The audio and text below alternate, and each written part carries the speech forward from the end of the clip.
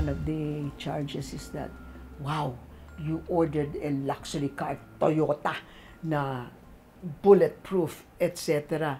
You know, so totally out of proportion to whatever your position, etc. The answer clearly specifies where the purchase is coming from. Okay. So many of our judges have been assassinated, 27 since 27. 1999. Okay. And I am the chief of the third branch of government. Executive, legislative, judiciary, co-equal naman itong branches na ito eh. Head ako ng isang co-equal branch, co-equal with that of the executive department. And then, recognize ng DBM yan. Sabi, with respect to 5 people, President, Vice President, Senate President, Speaker of the House, Chief Justice, okay sila na hindi mag-economize sa kotse. They can have security vehicles with engine displacements that are high. Kaya engine displacement ang ginamit nila kasi yun yung may kaya ng bulletproofing. Ang purpose nun is so that it can be bulletproof. Kasi security vehicle, more than a luxury vehicle, it is a security vehicle. So, yung biniling Land Cruiser followed that DBM guideline.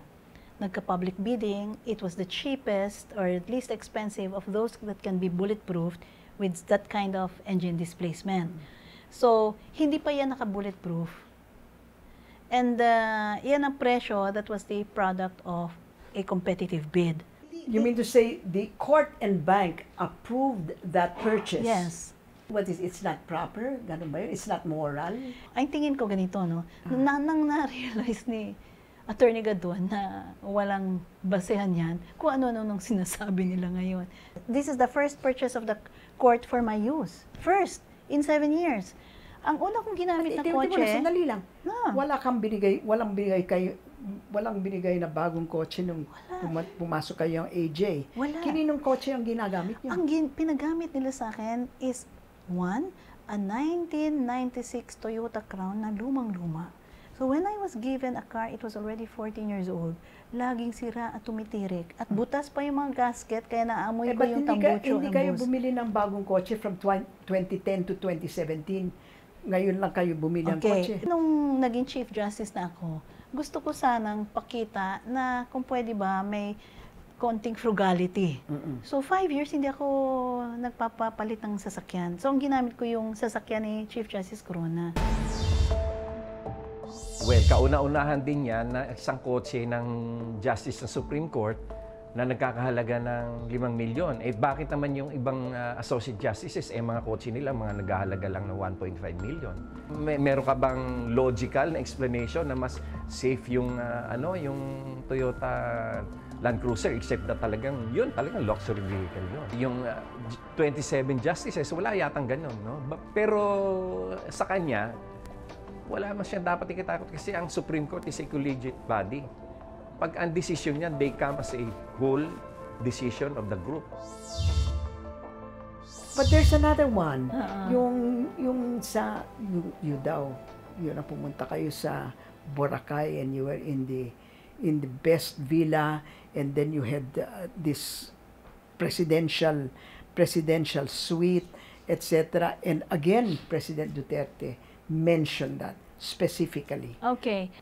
So the Chief Justices had to meet in a place where they could sign the document, where they could meet, and where the historic photo op of the Chief Justices would be taken. There was one place there that was perfect for that, and that's the Presidential Villa. So, nag-meeting kami doon, pumirma kami, that led to the very important Boracay Accord, which is the Chief Justices document that establishes deep ties among the judiciaries of the ASEAN. It was already in the budget that I requested in the Supreme Court that we would get Boracay, Shangri-La, and that we would have a meeting room for the Chief Justices, and it would be the Presidential Villa. So, approved ng Supreme Court yun. Okay. The budget for that was 240,000, but we were able to haggle for 138,000. For the Presidential Villa. Okay. And then, they gave us the free use of that event for a second day. So, bayad na yun. It was really primarily paid for as a meeting room and as a photo op photoshoot room. Ngayon, sino ang tutulog doon paggabi? Eh di ang ginawa namin, 2 kwarto kasi yon. Ako pati yung staff ko, natulog na kami doon. Wala namang gastos sa taong bayan yun eh. Kung kumuha kami ng ibang kwarto, yun ang dagdag gastos. Okay. Now, what about this, your trips, first class, and etc., na, and you bring a whole entourage with you para kayong si former First Lady na you travel with all your entourage around you. What is the truth to that? Yung sa travel ko, no? I have only traveled, by the way, 16 times lang. 1/6 for all of these more than 5 years. So you travel about 3 times a year? Okay. Dun sa 2 sa travel ko, wala akong kasama. Wala kayong kasama? Okay. Kala ko may entourage kayo. Wala. 2, no? But in majority of those cases, those trips, I only brought 1 aide. My chief of staff. So where does he get your entourage? And then, in some of those, I brought 2, and in 1, I brought 3. But these are key people that I needed.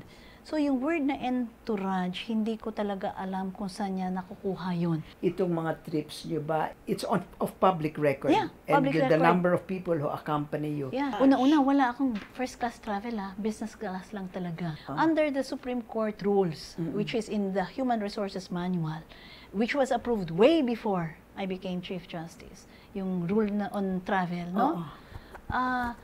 I am allowed to travel by full business class. Pero it makes sense for someone who is busy, yung mga tipong kailangan tapusin ng speeches, yung kailangan laging chine-check yung ibang trabaho pa at binabantayan, kailangan ko naman ng enough writing space because I write and I use my laptop during flight. So I continuously work and then I have to have rest because usually pagdating ko, either I just have 1 night's sleep before or dadating ako sa morning and then sabak na sa meeting sa gabi, hapon or gabi. So that's the kind of life that I am leading. President Duterte, when he travels, does he travel business class? Baka kayo lang ang nagtatravel, maybe he travels economy or what? Well, ang alam ko, nagcha-charter ng plane.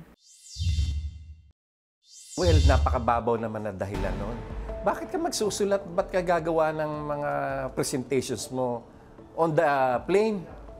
Di, siyempre dapat doon pala sa opisina, ginagawa mo na yon. I am so confident in the truth, Winnie. Alam mo kasi, simple at straightforward lang ang role ko. I just have to tell the truth. Yun lang, unvarnished truth. And then sila, ang laking problema nila, kailangan silang mag-imbento. Ako, buo ang tulog ko. Malinis ang konsyensya ko. Buong-buo ang tulog ko.